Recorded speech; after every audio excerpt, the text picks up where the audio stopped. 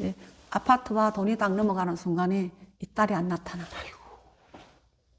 그러니까 나머지 있는 자식들은 엄마가 아파트도 주고 돈도 다 줬으니까 그 딸을 찾아서 도움을 받으세요 이러고 그 외에 나머지 4명의 자식은 아예 와보지도 않는 거예요. 아이고. 이제 엄마가 입원을 했어요. 이제 얼마 살 날이 얼마 안 남았어요. 안 와. 아이고. 엄마가 전화해도 안 받아. 우리가 전화해도 안 받아. 그래서 그분은 진짜 혼자 계시다가. 아이고.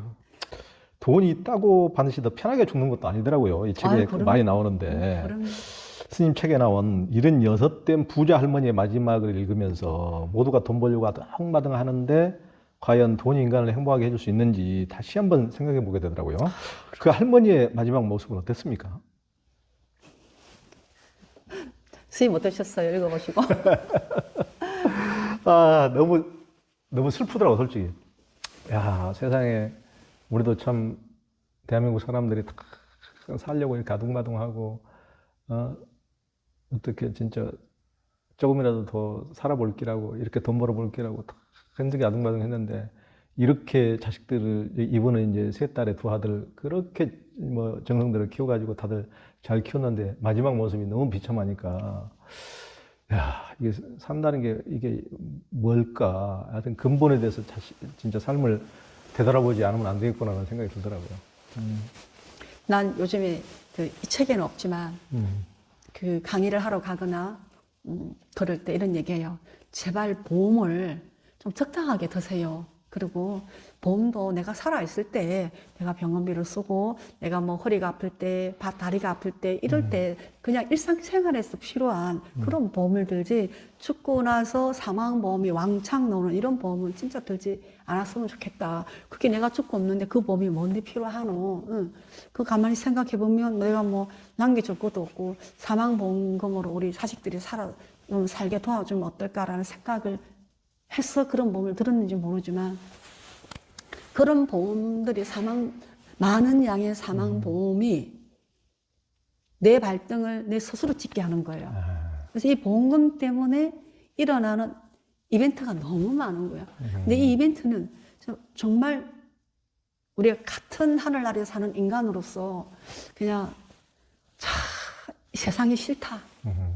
사람도 싫고 정말 구질구질하고 정말 어떤 데는 정말 속이 미식미식한 이런 사례들이 너무 많은 거예요. 그 보험금 때문에 뭐 보험금이 정말 많은 사람은 정말 많더라고요. 그런 사람들은 마음대로 죽지도 못해요. 그 가족들이 그러니까 예를 들어서 보험금이 10억이다 내 죽으면 그러면 그게 뭐 아들 이름으로도 뭐 남편 이름으로도 뭐 이렇게 여러 사람 이름으로 이렇게 해놓으면 그 이름 해놓은 사람이 그 돈을 받게 된다 하더라고요. 보험금은. 근데 이 이름이 바뀔까봐 가족들이 남편도 아들도 다 직장을 그만두고 와서 엄마를 지키는 거예요.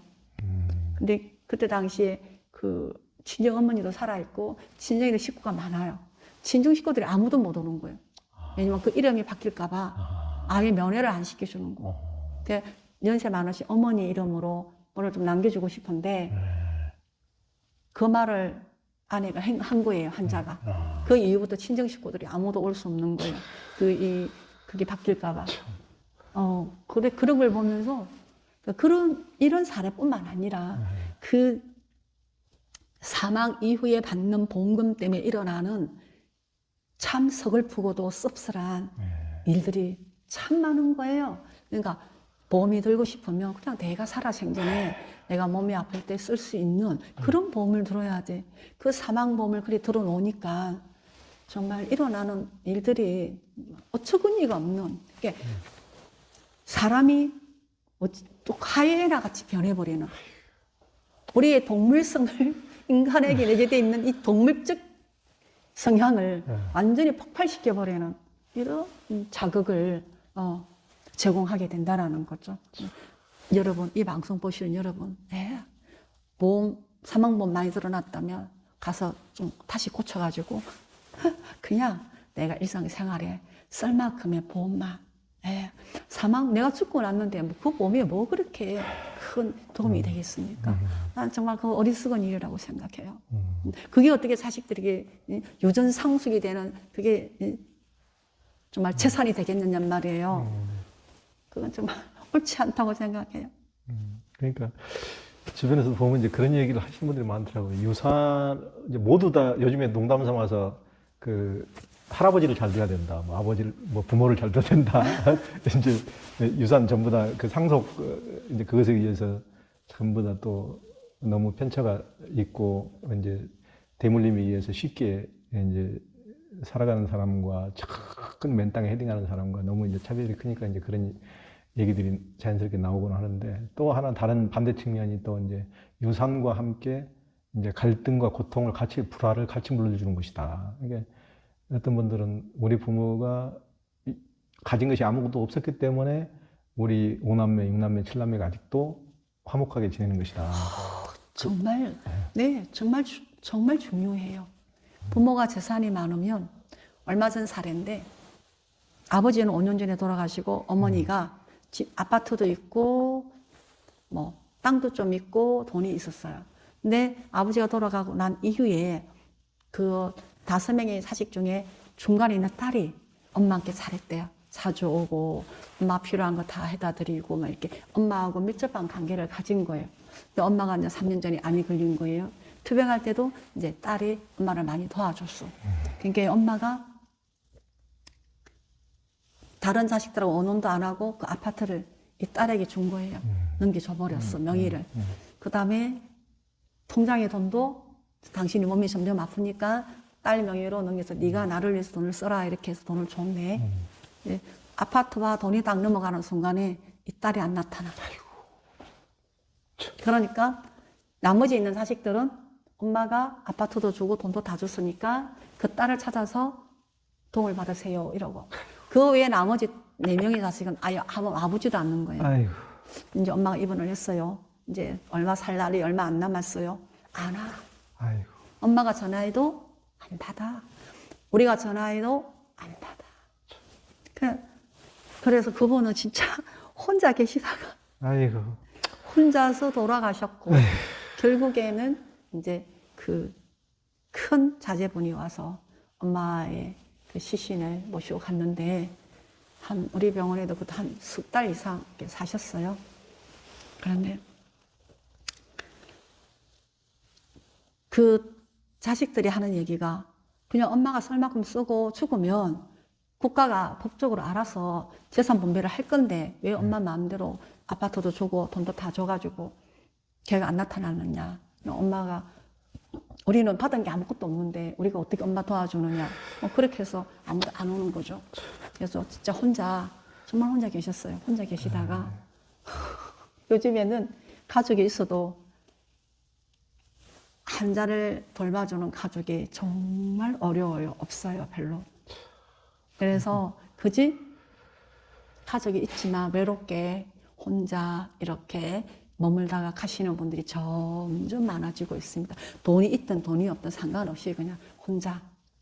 그러니까 내가 저 자제병원을 호스피스 전문 의료기관으로 2023년도 1월 1일부로 병원을 바꿔갖고 전문 병원을 만들어서 운영을 해보니까 가장 큰 이슈가 뭔가 하면 가족이 있는데도 불구하고 환자를 돌봐줄 보호자가 없는 것이 이 특별함인 거예요.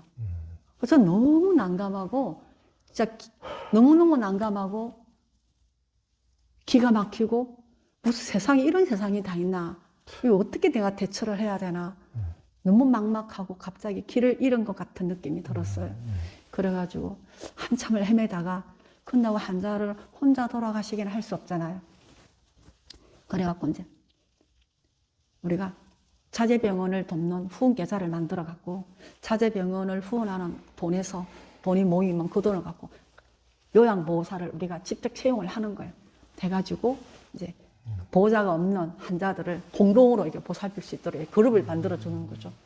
그 요즘에 제 일은 자제병원을 후원하는 후원자를 만드는 게 요즘 제 일입니다. 그래야 뭐 보호자가 있든 없든 어떤 분들은 할아버지가 87세인데 할머니가 85세예요. 85세 할머니가 할아버지를 간병하러 병원에 들어오면 우리는 80, 70 할아버지와 85세 둘을- 보호자 할머니를 둘을- 같이 케어를 해야 그러니까. 해요. 어떻게 할머니가 간병을 하느냐고. 예. 그러니까 두목이 되는 거죠. 아이고. 그러니까 이제 어쩔 수가 없다. 음. 요즘 이 시즌이 이런 상황이기 때문에 이게 우리가 적절하게 대처하기 위해서는 이제 자재병원을 도울 수 있는 후원계좌를 만들어서 후원을 만들어 가지고 그 돈을 갖고 간병인을 우리가 채용해서 환자의 삶의 질을 높이는 데 기여를 해야 되겠구나. 그렇게 생각하고 열심히 이제 인터말 자재병원 후원자를 만들고 있는데 저는 정말 놀랐습니다. 어떻게 이럴 수가 있을까? 우리가 처음에 10년 동안 열병상을 할 때는 그래도 그렇게 많은 줄 몰랐어요. 근데 이게 전문 의료기관으로 전체 병원이 다 호스피스를 하니까 케이스가 많다 보니까 이제 정말 가족이 있어도 정말 가족이 없는, 그래서 혼자 이렇게 떠나가야 하는 사례가 점점 늘고 있는 거예요. 근데 이 방송을 보는 여러분도 한번 곰곰이 생각해 보셔야 돼. 만약에 내가 그런 처지에 놓여 있다 할 때 내 옆에 딱 붙어가지고 내가 떠날 때까지 나의 모든 것들을 제공해주고 케어해주고 지원해주면서 동행해줄 사람이 도대체 누구인지, 아내인지 남편인지 자식인지 친구인지 이거를 잘 생각해 보셔야 돼. 진짜 없다 그러면 대책을 세워야죠. 없다 하면 혼자 떠나는 건 너무 쓸쓸해요. 그러니까 너무 슬프죠. 너무 외로워요. 어떻게 대책을 세워야 됩니까, 그러면? 대책을 세워야죠. 어떻게 하든지 간에. 만약에 없다. 네. 그러면 내가 어디서 죽을 건지 일단 장소를 선정하고 그 다음에 거기에서 내가 죽어갈 때 나를 도와줄 수 있는 사람 또 나는 얼마만큼의 자원을 갖고 있는지 이 자원을 어떻게 활용해가지고 내가 떠날 때까지 이걸 기반하여서 내가 잘 투병하고 머물다가 갈 수 있는데 이 자원이 제대로 쓰여질 수 있을지 이런 고민들을 우리가 구체적으로 해봐야 하는 거죠. 그러니까. 네. 그러니까 가족이 다 있어도 이런 데서 돌아가시면서 가족을 제대로 뭐 한 달이고 두 달이고 이렇게 몇 달이고 케어를 받으신 분이 열에 하나도 안 된다면서요. 열에 하나 아주면 안 될 거예요. 어떻게 이럴 수가, 이런 세상이. 아이고. 그러니까 아이고가 아니라 이게 어떤 자식은 너무 잘나서 외국 나가 있어. 애기도 많지 않은 세상이잖아요. 외국 나가 있거나 연세가 많거나 돈을 벌어야 하거나 아니면 재산 때문에 아주 어절이 되었거나 뭐 가족 관계가 단절이 되었거나 그리고 우리 부모는 나에게 기여한 바가 없어. 또 이 자식은 부모인 나에게 특별히 기여한 바가 없어. 서로 기여한 바가 없어서 관심이 없는 거예요. 여러 가지 사례는 원인은 다양한데 결과는 혼자 죽어간다라는 거죠. 자, 그러니까. 제가 알게 되었어요. 부모도 자식에게 적절하고 의미 있게 기여를 해야 되는구나. 무조건 기여하면 안 되고 의미 있게 전략적으로 기여를 해야지 그냥 무조건 기여해서는 되는 일이 아니구나. 이런 무조건 것도 기여하면 이기적인 자식밖에 못 네. 만드나. 무조건 기여하면 진짜 이기적인 자식, 집 밖에 모르는 자식을 만들고 이거 매우 전략적으로 기여를 해야지만이 내가 죽을 때까지 적절하게 예. 기여의 결과를 내가 좀 가져올 수 있는 거예요. 그러니까. 전략적인 인생을 살아야 된다니까. 그러니까. 어떻게 그러니까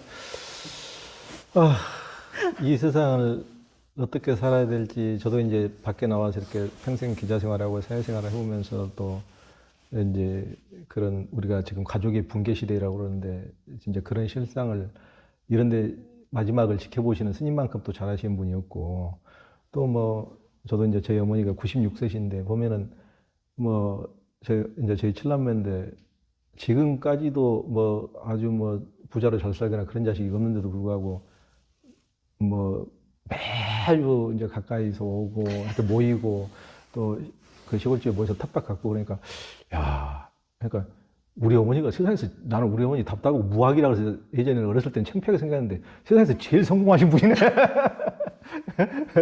이런 생각도 맞아요, 들고 맞아요. 이런 생각도 들고 자식들 잘 키워놨네 그런 생각도 들고.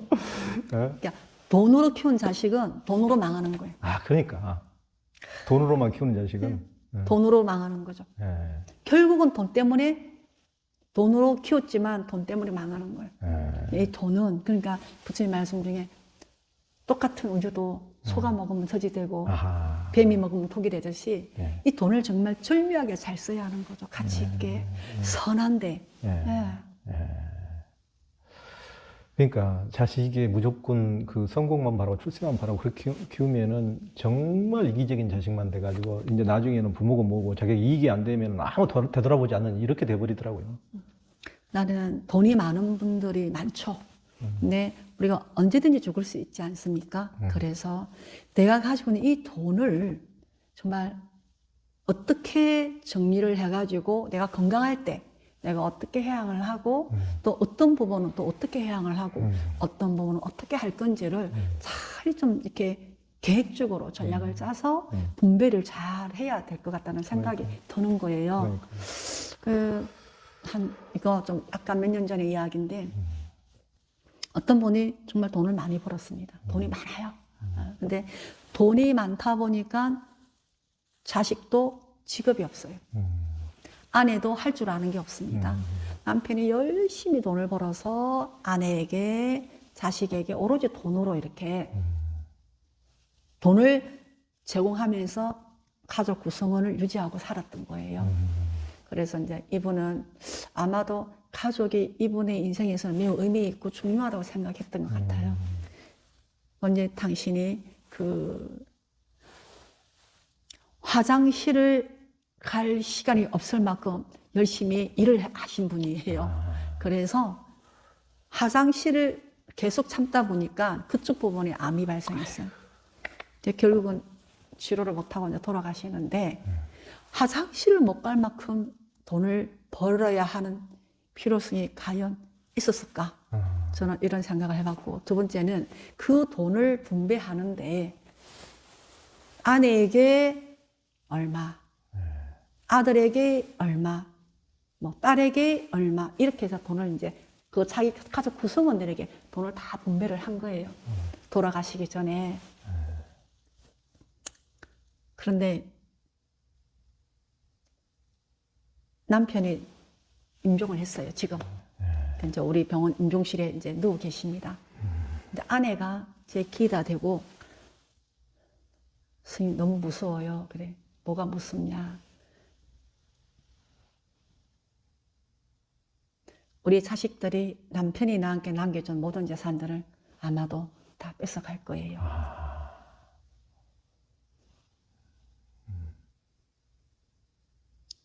그 소리를 족에 앉아있는 자식들이 듣고 있어요. 너무 무서워요. 저는 그 광경을 어떻게 이해를 해야 하는지 또 그분들을 어떻게 도와야 하는지 난 너무 난감했어요. 정말 난감했어요. 근데 이 아내가 너무 의존적이고 나약한 거예요. 오로지 남편은 돈을 벌어서 이 아내를 여왕처럼 모시고 살았던 거죠. 이 아내는 아는 게 별로 없어. 할 줄 아는 것도 별로 없고. 근데 남편이 딱 돌아가셨단 말이에요. 그러니까 이제 이 무주공산인 거지, 이제. 근데 이 자녀들이 다 직업이 없어. 직업이 없는 거예요. 그냥 아버지가 벌어다 주는 돈이 어디에서 다 나이가 벌써 30대가 다 넘어도 그냥 직업 없이 그냥 계속 이렇게 있는 거예요. 근데 그 한마디가 저는 아직도 가슴에 탁 꽂혀 있는데 그분이 어떻게 살까?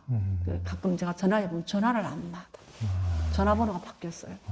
돌아가시고 나서 한 20일 지나서부터 내가 전화를 좀 해보면 바로 전화번호가 바뀌어버렸어요. 찾을 길이 없는 거예요. 그 부인이 했던 말이